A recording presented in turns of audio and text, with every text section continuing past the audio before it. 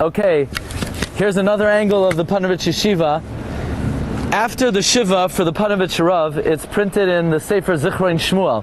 Zichron Shmuel are the Zichronos of Chidushim of Reb Shmuel Rozovsky, who was Rosh Yeshiva Ponovech, and he was Maspid the Ponovezhe Rav both when he passed away and after the Shiva. So after the Shiva, Rosh Shmuel Rozovsky said all of the Herculean efforts of the Ponovezhe Rav were motivated because, as we mentioned, he was the sole Lithuanian survivor of all Ponovech rabbinate, and he always said to himself, I saved myself, but I didn't save the ship.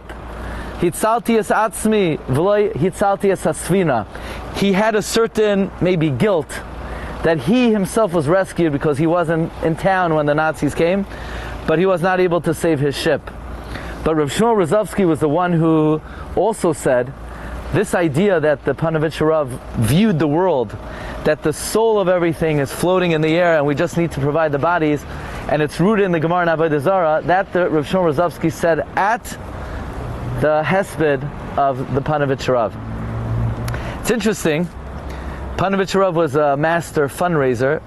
You know, they say, how do we know there's no life on Mars?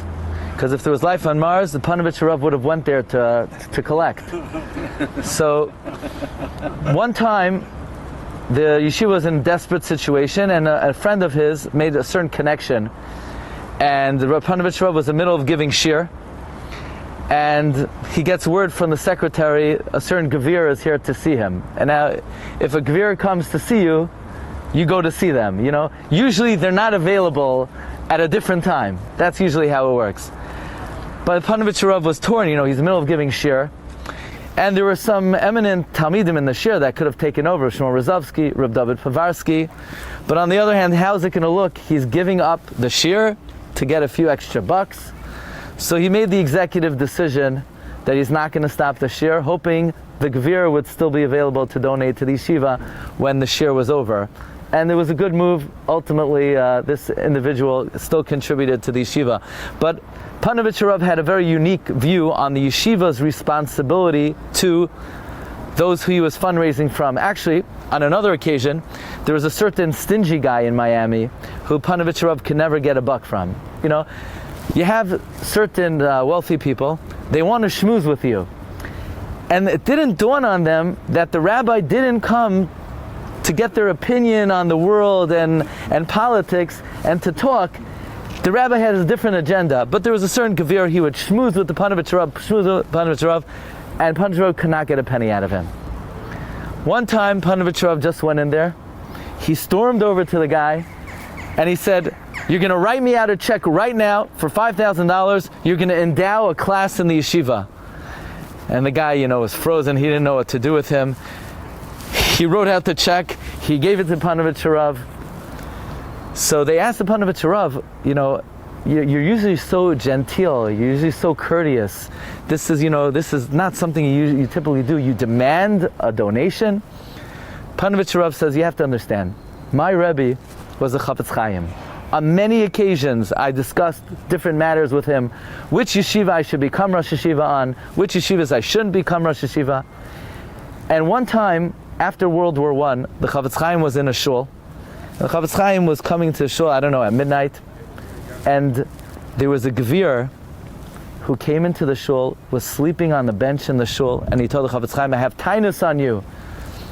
Chafetz Chaim, what do you mean, what do you have tainus on me? Well, one thing's for sure, I didn't say Lashon Hara about you. You know, why do you have tainus on me? And the man said, you know, you once collected for the Radin Yeshiva from me, and I told you it wasn't a good time. I told you I didn't have the money at the time. You should have ripped the money out of my hand, because look at me now. I don't have any money, and I don't have the zechus for having supported the Radin Yeshiva. I have tainus on you that you let me get off so easy.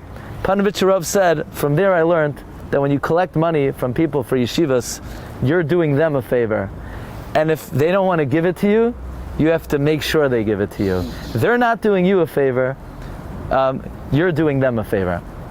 On another occasion, basically there was a man who supported the yeshiva, but he had a terminal illness, so he bought an annuity, and he figured the annuity would pay his his needs for a couple of years, and then he would pass on. But the man lived and he lived and he lived. He lived till 90 years old.